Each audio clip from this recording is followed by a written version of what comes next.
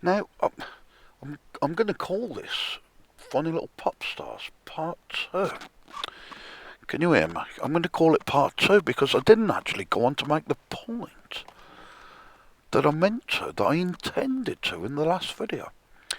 That Chris Martin, when I saw him doing Fix You, it was that earnest way that he was looking out at the crowd, saying, I will try to fix you. Now, he couldn't fix your car. He couldn't fix your hair. Certainly couldn't fix your bad attitude or your shit ways. Your shit way of life. He couldn't help you with fuck all. He'd lead you astray.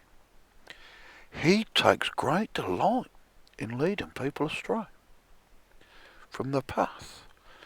He'll put you on another path. Now, he won't have fixed fuck all for Gwyneth Paltrow, his wife. She'll have said to him, like, the shed door, it needs fixed, it keeps banging, it's not closing properly. It only needs a bit of WD-40. Can you go out and get it done? And him be heavily meditating and at one with the universe and, oh, Gwyneth, darling, you know this is my meditation space. You know this is my meditation time, where it's just me and the cosmos. You know this. You know this is how I receive my songs. You know that I'm better than everybody else. And I'm into that necromancy and receiving.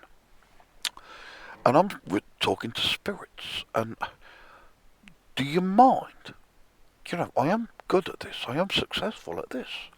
This has worked for me in the past. And now you're bothering me. You won't leave me be. And she's like, I don't ask you to do much, Chris. But that fucking shed door keeps banging. It's bothering me. How can you cope with it? And he's like, I can't hear it. That's half a mile away. It's down the other end of the house, isn't it? Go and get one of the servant boys to fix that. And Gwyneth be like, it's not about that, Chris. I just wanted you to step up as a man and be a man and fix one little thing. You couldn't do that. And then she put a candle out that smells like a cunt. And the whole world can have a whiff of what it must smell like to be nose deep in Gwyneth Paltrow's snatch. And the embarrassment for him, Chris Martin. And can you imagine if him going round just you hang out with one of his friends, the drummer at Coldplay, and turning up and saying, that smells familiar. And his drummer friend's got one of the candles going. And it's, the whole place smells like Gwyneth Paltrow's pussy. And Chris, how could you? I told her not to do this. And his friend be like, it ain't mine, it's the missus. She likes it. Gwyneth gave her one. She insisted. And it go about. Now, they're out there, aren't they, in the world? These candles that smell, apparently, I've never sniffed one, smell like a puss. And they sell for a fucking fortune, these candles. And how sad for him, Chris Martin. And he's like, I can't even fix her attitude, the wife. We've had to have a conscious uncoupling. She's done that. Because I didn't step up as a man. And it's sad. But it's like Gwyneth What did you expect with him? He told you in his songs who he was. I won't let you down. I will. He's all over the shows. A bullshit artist, Gwyneth. And he's going to use you to become more famous. And that's what he did. And Coldplay be massive now. Absolutely huge. And Gwyneth, she's older now, isn't she? I haven't seen her for a while. I couldn't tell you what she looks like these days. But she was beautiful, wasn't she? And he had that. And for all we know, she might have been a monster. She might have been a nightmare. He might have been happy to get away from her. Be like, yeah, let's put out a joint statement to the press that we're having this conscious uncoupling. We don't want to be anywhere fucking near each other. We can't fucking stand each other. And they didn't look sad after, did they? There was none of that. And his songs, he'll have been singing about the next one. Who's he after next? And he runs through them, the ladies, Chris Martin.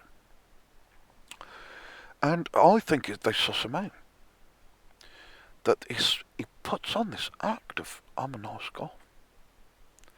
That's his shtick, isn't it? That's his thing. You can trust me. I'm a nice guy. I'm lovely, mate. I'm harmless. Harmless as a fly. I'm Chris Martin out of Coldplay, ain't I? Singing about yellow. Your skin and bones turn into something beautiful. They're all yellow. Jaundice. Poisoned. Something fucking wrong. Rotten. That's beautiful to him. You didn't look good before. They've turned into something beautiful. You were a fucking munter before. But I'm Chris Martin and I've got my beer goggles on. And it's what I'm doing. I'm writing you a love song that's sick and has come fresh from another world. A fucking sick place. A dark, nasty place. So yeah, I saw this clip and I was like, they're eating it up and he knows. And he's thinking, you're all fucking idiots.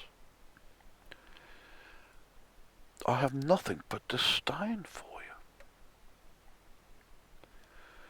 Now, if you go to a Coldplay gig, I think they're playing 10 shows on the trot at Wembley Stadium. You can, if you go, there's a good chance you might get pulled up on stage.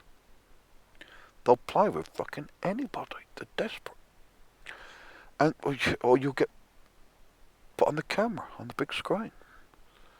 When you're in the crowd, and you'll hear everybody going, ah, and there's just so much joy. There's so much love in the place, in the gaff.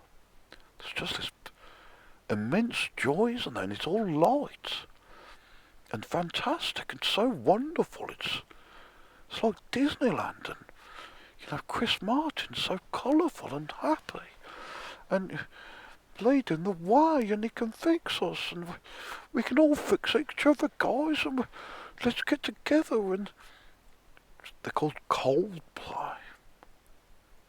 They don't give a fuck about you. They don't care about your problems. They want to add to them. The come down from this, from a gig like that, the come down, the next day, feeling like you've been done to. You've had a one-night stand. And now they're fucked off. And the only way to get to see them and to get anywhere near them again is to put your hand in your pocket. And then you might get called out again. He might pull you up on the stage. He might hug you. He might hold you for a little while, for a brief, tender moment in time. And everything be right with your world, and then him say, go back out to the fucking crowd now, pal. Go. Disappear now from my life. And on with the show, boys. And the vibe changed suddenly. The lighting changed, the mood changed. And this Sado Coldplay fixated freak in the audience has been called up and had the spotlight thrust upon them, and I'm with my heroes cast back into the darkness. You've been had. And then feel more alone than ever. Feel more abandoned, more what the fuck. It was all going so right. And what they got, what solace, what hope, how can they cope? They can hug their pillows with Chris Martin's face on it.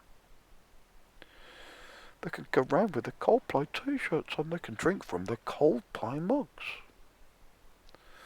They can watch Coldplay music videos. They can read all about Coldplay. They can stare up at the Coldplay posters on their walls.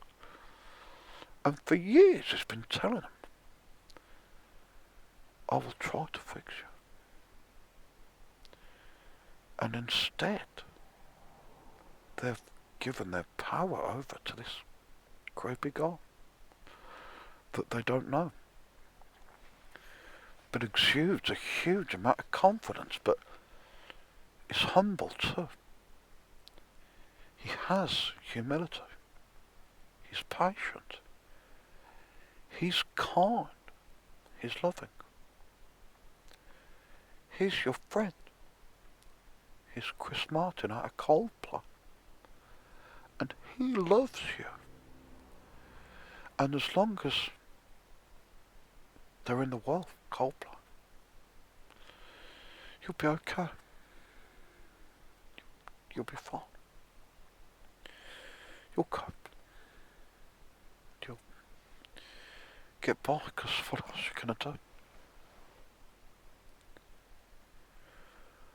What else are you going to do?